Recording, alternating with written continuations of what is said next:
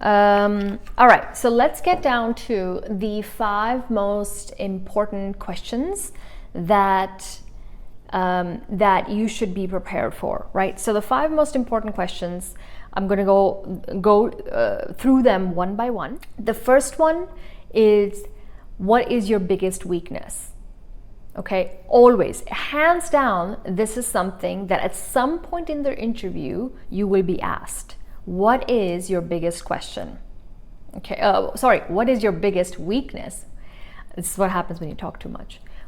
So always have an answer ready, but they don't want to know what your weakness is. What they want to know is how aware you are of the weakness and what you've done about it already, right? So some very popular examples, but they're slightly overused examples. So I would suggest not using them directly, but morphing them and personalizing them for yourself.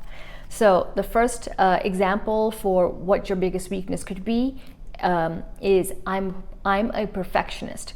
I have known to be a perfectionist in the past, but it's something I'm working on because I know that it's not productive for me to be so. Okay, so that's an example.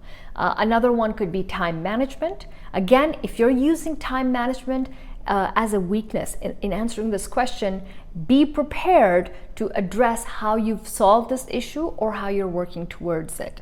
Because if you say time management is an issue, you've now planted a seed in the mind of the interviewer that you might have issues in completing tasks in time, okay? And a third example could be something like conflict management or anger management. And that is a bit of a risk, so be very, very careful in whatever weakness you pick, which should be true to you, but should have a positive end to it, right? So that's the first question, what is your weakness? The second question you should always have an answer ready for is, tell me about a time where there was a conflict at work or a problem at work with a project, and how did you solve it? Always, this question in any interview comes up. And it could be for any kind of job that you're going for as well, right? So tell me about a time when there was a conflict or a problem at work, and how did you solve it? So very easy examples could be, let's say there was a project that was not meeting timeline for a variety of reasons, and you could list out whatever those reasons are in your case, and then specify what action and what decision you as an individual contributor took in making sure that the project was launched on time or completed on time. So an example that I use is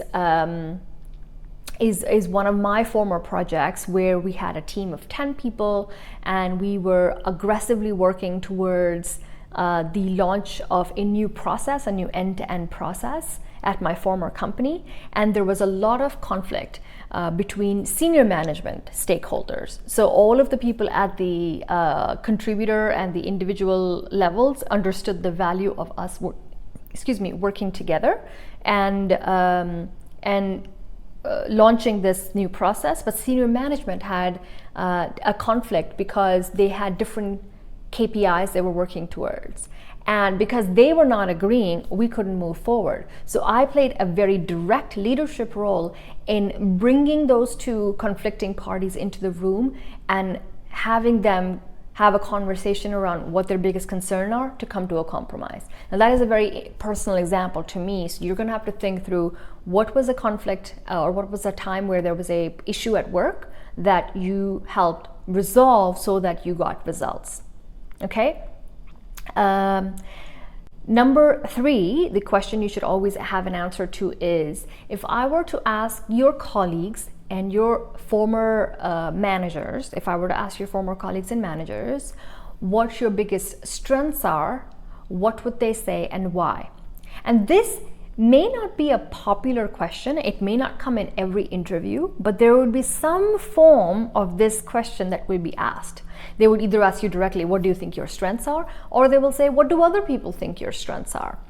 Always, this is like the best question where you can brag, right? Because you're not saying, I think I'm smart, or I think I'm amazing at this work. You're saying, other people have also said I'm really amazing at this work. Oh, and by the way, I have a leadership award to show for it, right? And chances are, if you look through your resume, like we said, if you go through your resume section by section, you will find areas where you've gotten very good feedback from your colleagues and your peers that you've done an exceptional job, and you can quote them on it.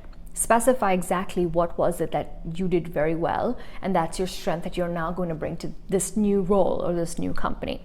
Okay? The fourth question you should always have an answer to is, where do you see yourself in the future? Now, I'm using the words in the future very broadly because different companies have different ways of asking this question. So some would say, where do you see yourself in 5 years? That's a very common one. Some could even say 10 years or 3 years, depending on the timeline. Or some will just say, what are your future plans? Where would you like to go? Or what is the dream role that you're achieving, that you're striving for? That is a very difficult question. Many of us don't know what our dream role is, what my dream job is. Sometimes even I think, I don't know exactly what my dream job is. My jobs have changed over the years because as I've gone to one stage, I've mastered it, and then I've gotten a little bit plateaued, and I'm like, I kind of want to do something more now. I want to do something at a different level. Maybe it's a little bit more depth, a different level of responsibility and leadership, or it's pivoting industries. And technically what I'm doing right now is I've completely pivoted from my former industry, right? I have 10 years of corporate experience in the healthcare industry as an engineer, as a project manager. And I realized that all of my work in working with all of the peers and millennials is doing exactly what I'm doing now. I bring real life work experience to the table, and that's why some of the tips and advice that I give is resonating so well with all of you, because it's real examples from me also being on your end of the table. Okay, so always have an answer ready to where do you see yourself in X number of years, or where do you see yourself in future. It could be broad. It could be something like, I don't have a direct dream job that I'm striving for at this time, but I believe in, and then list out your values. And your values could be, I'm working towards becoming financially independent, and I think this role and everything that I will accomplish here will help me get there. It could be, I'm working on bringing my technical skills and now moving into the business side of the company. I want to move from R&D and supply chain into marketing, and I know that this is the value that I will bring, so my future is focused on growing myself as a marketing professional. Whatever the answer is, make sure that you're able to weave your past experience into the future, because they'll be impressed with that. Okay? And lastly, number 5, this is the kicker. When they say, do you have any questions for me? Always have at least 2 questions ready to ask them. Always.